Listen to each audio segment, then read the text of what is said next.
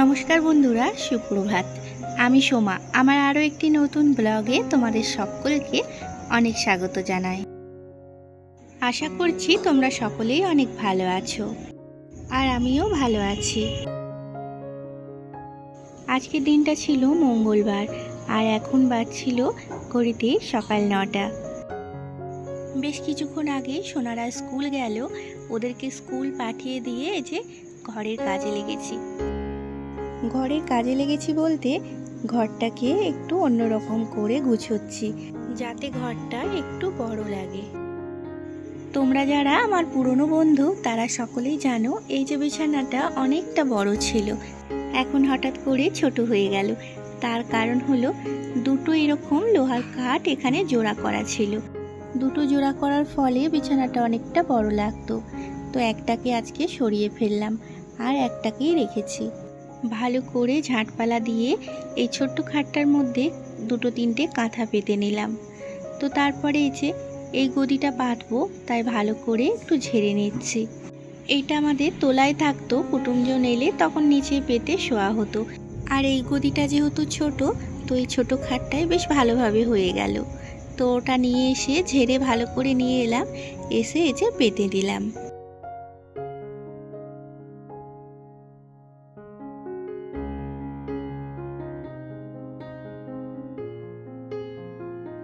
যখন ঘরটা একটু চেঞ্জই করছি, তো তখন ভাবলাম একটু পরিষ্কারও করে নিই। তো তাই এই যে আলমারির ওপরটা একটু ভালো করে মুছে নিলাম, অনেকটাই ধুলো জমেছিল। তো তারপরে আলমারির আয়নাটাও একটু মুছে নিলাম। কাঁচটা অনেক নোংরা হয়, সোনারা এটা ওটা খেতে খেতে হাত দেয় তো, আর দাগ দাগ বসে যায়, দাগ ছোপ লেগে যায় আর কি। তো তারপরে যে বিছানার একটা চাদর পেতে নিলাম, কাঁচা চাদর। আর এই যে টেবিলটা, ওই আমাদের রান্নাঘরের পাশে একটা ছোট্ট ঘর আছে, তো ওই ছোট্ট ঘরটায় আমার ভাইরা শোয়। আর ওই ঘরটায় এই ছোট্ট কম্পিউটার টেবিলটা ছিল। তো এই কম্পিউটার টেবিলটা শুধুই পড়েছিল। তোমরা হয়তো অনেকেই জানো না, এটা আমাদের ভাড়ার ঘর। এই ঘরে আমরা ভাড়া থাকি। যখন করোনা হয়েছিল, করোনার সময় তখন আমরা এখান থেকে গ্রামে চলে গিয়েছিলাম। প্রথমবার করোনার টাইমে আমরা দেশে চলে গিয়েছিলাম, তো সেই এক অনেক কষ্টের কথা। তো সেই সময় এইসবগুলো নিয়ে গিয়েছিলাম, তো সেই নিয়ে গিয়েছিলাম আর আনা হয়নি। তো তাই এই টেবিলটা এখন খালি পড়ে থাকে। তো আমার সোনা এটাকে এই ঘরে আনার বায়না করছিল বেশ কদিন ধরে, কারণ কি ও এটাই বসে পড়াশোনা করবে, স্টাডি টেবিল হিসেবে এটাকে ব্যবহার করবে আর কি। তো এর জন্য তো জায়গা খুবই কম ছিল ঘরটায়। আর আরেকটা কারণ এই বড় বিছানাটা থেকে ছোট বিছানা করার, কারণ গরম পড়েছে আর সোনারাও বড় হয়েছে, আর ওই বিছানাটায় জায়গা হতো না। তাই এই বিছানাটা সিঙ্গেল করে দিলাম। ওরা দুজনা উপরে শোবে, আর আমরা দুজনা নিচেই বিছানা করে শোবো। আর এর ফলে আমার এই ছোট্ট ভাড়ার ঘরটা খুব সুন্দর, বেশ বড় বড় লাগছে। আর এই তো সব কিছু গুছিয়ে বাগিয়ে নিয়ে এবার ঘরটা ঝাড় দিয়ে দিচ্ছি। উপর থেকে আরম্ভ করে সবই ঝুল টুল ঝেড়ে নিয়েছি আজকে, তো সেই সবগুলো তোমাদের সাথে শেয়ার করলাম না। এইটা নিয়ে প্রায় 3বার এই ঘরটা আমি ঝাড়ু মারলাম। এত ধুলো ছিল সেটা বলার কথা না। এই চৌকির তলাটা থেকে এত নোংরা ধুলো বেরিয়েছে, কারণ এটা খুবই নিচু, আমি তো ঢুকতে পারি না। সোনাদেরকে ঢুকোই যেমন তেমন করে ঝাড় দেয়, তো তাই অনেক নোংরা জমা হয়ে গিয়েছিল। তো 2বার 3বার করে ঝাঁট দেওয়ার পরেও এই যে নোংরা বেরোচ্ছে। আর এই তো আমার ভাড়ার ঘরটার রূপটাই পুরো পাল্টে গেল, বেশ সুন্দর লাগছে, বড় বড় ফাঁকা ফাঁকা। আগে না হলে খুব গ্যাঞ্জাম লাগতো। আর একটা জিনিস আমার যেটা মনে হয়, ফাঁকা ফাঁকা ঘর কিন্তু মানে অল্পতেই গুছানো লাগে, আর গ্যাঞ্জাম থাকলে তুমি যতই গুছিয়ে রাখো ঘরটা কিন্তু দেখতে অগোছালোই লাগে।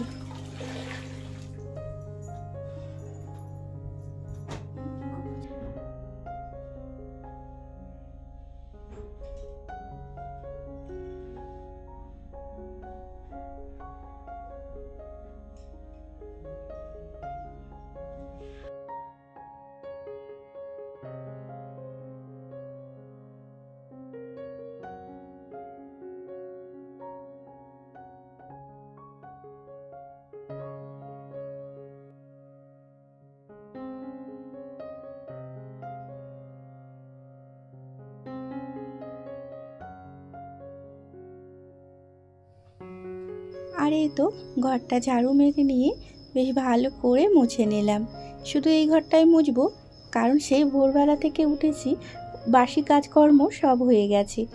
এই ঘরটাই শুধু বাকি থেকে গিয়েছিল, কারণ এটা চেঞ্জ করব বলে এই ঘরটা ঝাড়ুও মারিনি আর মুছিও নি। বাকি রান্নাঘর দুয়ার বাইরে সব কিছু পরিষ্কার হয়ে গেছে।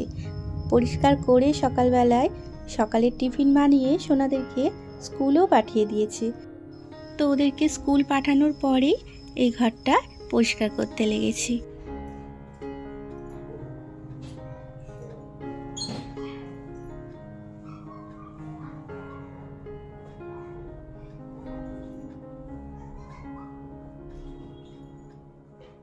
আর এই তো এবার কিছু খাওয়া দাওয়া করব।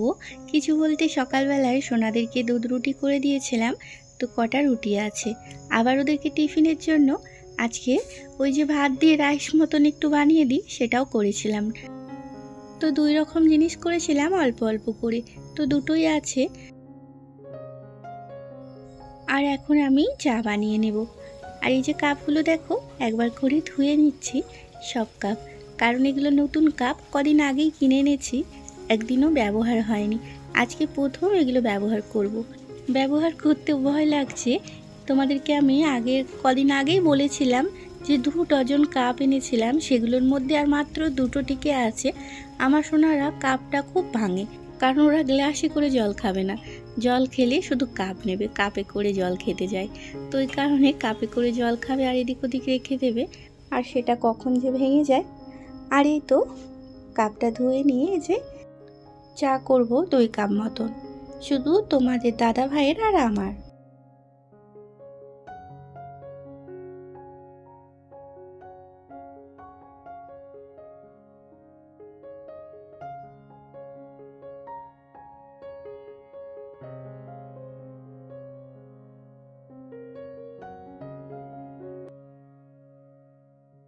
লাল চা করব, তাই একটু আদা এই যে ছুলে দিচ্ছি। লাল চাটাই আমরা বেশি ভালোবাসি দুধ চায়ের থেকে, কেন জানি না। দুধ নিয়ে আমরা ঘরে সোনাদের জন্য দুধ বেঁচে গেলে মানে দুধ চা করে খেতে কোনো সময় ইচ্ছে করে না, ভালোই লাগে না দুধ চা খেতে। খুব কম করি দুধ চা, একদমই যে বানায় না তা না, মাঝে সাঝে বানাই। মানে লাল চাটা খেতে যতটা ভালো লাগে দুধ চাটা ততটা ভালো লাগে না। তো এবার আমি চাটা বানিয়ে নেব। তোমাদের দাদা ভাইয়েরও হয়ে গেছে, রেডি হয়ে বসে আছে শুধু চায়ের অপেক্ষায়।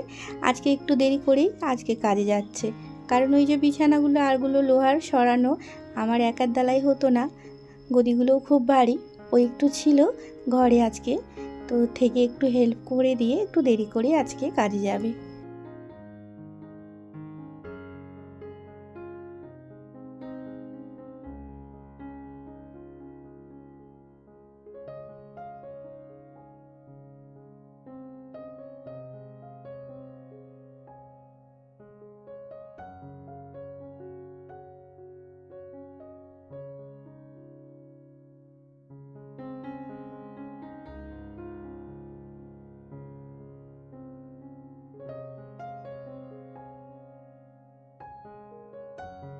আর তারপরে এই যে ভাইদের জন্য এটা একটু গরম করে দিলাম। তো এটা সকালবেলায় আমার সোনারা টিফিন নিয়ে গেল, আর দুজনকার মতন আছে, ভাইরা বলল এটাই খেয়ে নেবে। তো এই কারণে ওদের জন্য এটা রাখলাম, আর আমাদের জন্য এই যে চা রুটি নিয়ে নিলাম। ওই রাইসটা যেহেতু একটু বেশি করে করেছি, বড়রাও খাবে, তো সেই কারণে লঙ্কাগুলো গোটা গোটাই দিয়েছি। আর লঙ্কাগুলো কুচিয়ে দিলে কি হতো, আমার সোনাদের যদি মুখে ঠেকতো ওরা আর খেতই না ঝালের ভয়ে। আর এই তো এবার আমরা বসে পড়লাম চা রুটি নিয়ে একেবারে বিছানায়, কারণ একটু টিভি দেখে দেখে খাবো। তো সকালবেলাটায় একটু খবর টবর দেখে তোমাদের দাদা ভাই, তাই সেই কারণে বিছানার মধ্যেই আমরা বেশিরভাগ দিন চাটা খাই। তো বন্ধুরা, ব্লগটা আজকের মতন এখানেই শেষ করছি। সে কোন সকাল থেকে অনেকটা দৌড়ঝাঁপ করেছি এই ঘরটা চেঞ্জ করার জন্য, তো আর ব্লগটা আগে বাড়ানোর এনার্জি নেই।